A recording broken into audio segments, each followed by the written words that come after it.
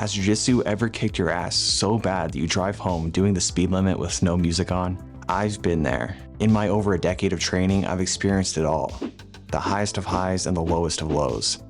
I almost quit many times, but where would I be now if I quit? For one, not sharing my knowledge and love for the sport using my YouTube channel. I wouldn't even have a YouTube channel or a gym, and that would suck. I don't want to see you sad or quit. I want to see you happy. I want to see you training jiu-jitsu for as long as your body will allow it. When it comes to health and longevity in the sport, we often talk about physical health, the aches and pains that you feel, but what about mental health when it comes to jiu-jitsu? What about the things that damage you emotionally? Let's talk about it. Losing.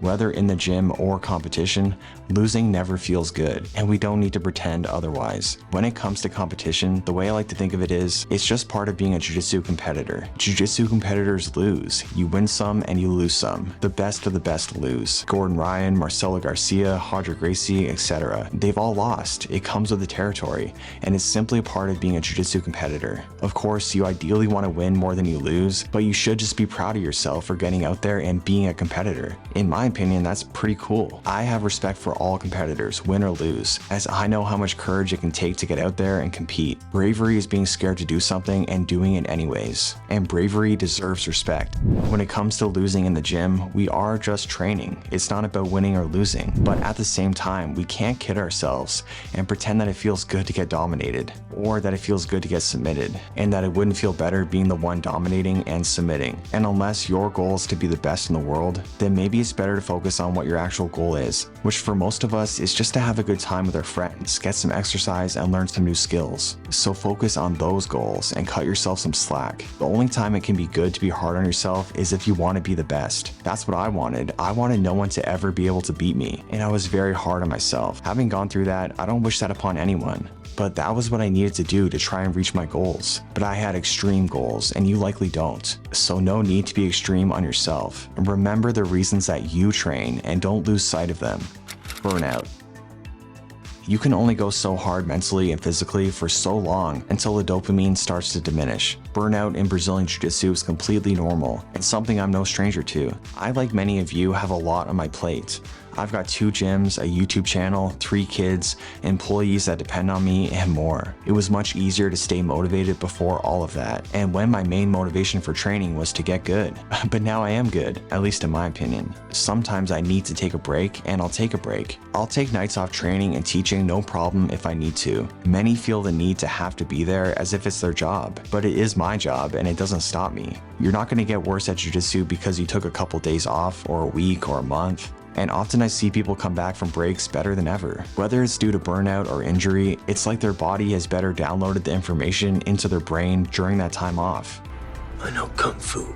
You come back refreshed and ready for new challenges, and often with a new outlook. You may find yourself deviating from what was once your A game, rather than being in a rut, using only your A game. So take a break if you need to, and don't feel guilty. And on the flip side, another way you can deal with burnout is just to keep training anyways. Do it for the calories. I personally prefer being lean, but my weight often fluctuates as sometimes I get a bit lazy and too generous with my eating, in which case I realize that I need to get my ass back in gear. And even if I am feeling burnt out, I'll just train for the calories. As for me, it beats the treadmill, which I personally find pretty boring. Let's talk about your goals. If you're anything like me, then you've set a bunch of them for 2024. However, it's one thing to set those goals and a whole other to accomplish them, which is why talking to a therapist can be super useful for achieving these goals. For example, it can help with stress management, which makes it easier to tackle challenges coming your way. And BetterHelp, the sponsor of today's video, makes starting therapy easier and much less intimidating for a lot of people. To make that first step a bit easier, click the link in the description or visit betterhelp.com/JTJJ, where they're giving 10% off your first month. BetterHelp is great because you can have therapy sessions as a phone call, as a video chat, or even messaging, whatever's the most comfortable version of therapy for you. Plus, BetterHelp can match you to one of over 30,000 therapists in their network based off your needs, preferences, and location, which gives you access to a wider range of expertise. To get started, you fill out a questionnaire that will ask you questions about what challenges you're going through and what kind of therapist that you like. And then BetterHelp can match you to a therapist to help you. And if you feel like your therapist isn't a great fit, you can switch at any time at no additional cost. So if you want to better achieve your goals, then join over 4 million people who have used BetterHelp to start living a healthier, happier life. Click the link in the description or visit betterhelp.com/JTJJ and you'll get 10% off your first month. Promotions. Getting a new belt or another stripe can be a great feeling. Promotions are a great way to feel recognized for your hard work and dedication, to feel that in the eyes of your coach, you're improving. It can put you in a great headspace and push you to continue training, to feel that in the eyes of your coach, you're improving. It can put you in a great headspace and push you to continue training, to rise to the occasion and strive to back up your recent promotion. And in most cases, not getting promoted when you feel that you deserve it can be a terrible feeling and can negatively impact your desire to train. It can put you in a poor headspace and leave you feeling like crap and maybe question why you're even doing this. It's normal to feel this way. The desire to feel validated is human nature. But at the end of the day, and like I've said before, belts don't really matter that much. I respect someone's technical ability not based on the color of their belt, but their technical ability. You may actually have that technical ability to reach the next level in the eyes of most coaches, but your instructor may just fail to recognize it because of their own issues. Maybe they have larger than life expectations on what a blue, purple, brown belt should be, or maybe they want to sandbag you. Maybe they just legit forgot about you, or maybe they have an issue with you. Not that any of these things are okay, but sometimes that's just reality, and there's nothing you can do about it. If you can't change your circumstances, then change your mindset. That's the only thing you can control. Focus on what's important to you, your goals, which should be to become more and more technically proficient in jiu-jitsu. Back in the day, I really wanted each belt. I lusted for it. I wanted to be a black belt as soon as possible, so I could prove myself against the best in the world. Although these days, that's no longer my desire, and my goal now is just to be the best teacher in the world. But that's what I wanted before, and now it's funny how little I care about the belt. I never go out of my way to let someone know that I'm a black belt.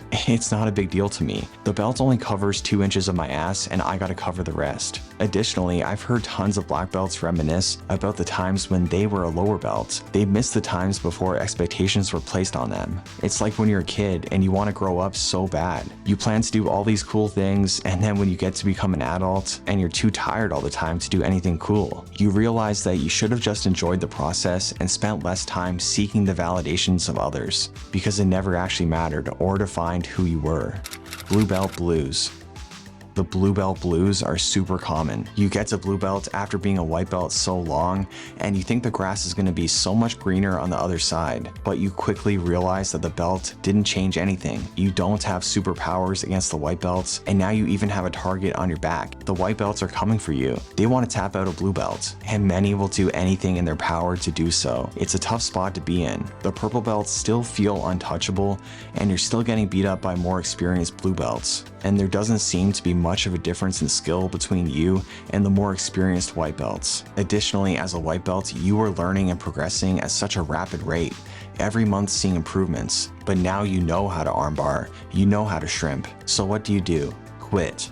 Just kidding, don't do that. That's what so many new blue belts have done before you, leaving a sad grave of blue belts in a cemetery of canceled memberships. What you should do is just keep getting better, keep showing up, refine the techniques that you do know, explore new techniques, and learn the concepts that'll make your jiu-jitsu so much better. For example, by checking out my free Jiu-Jitsu Theory ebook. Sign up for my newsletter, the link is in the description, and you'll get the ebook straight to your inbox. Worry less about who you're tapping and who you're getting tapped by. Instead, let it be a victory by achieving your purple belt. As in jiu-jitsu, it's not about who's best, but rather who's left. Win the war of attrition. Alright, thank you for sticking around until the end of the video. If you're still here, please leave a comment or a fist bump, and I'll see you guys next time.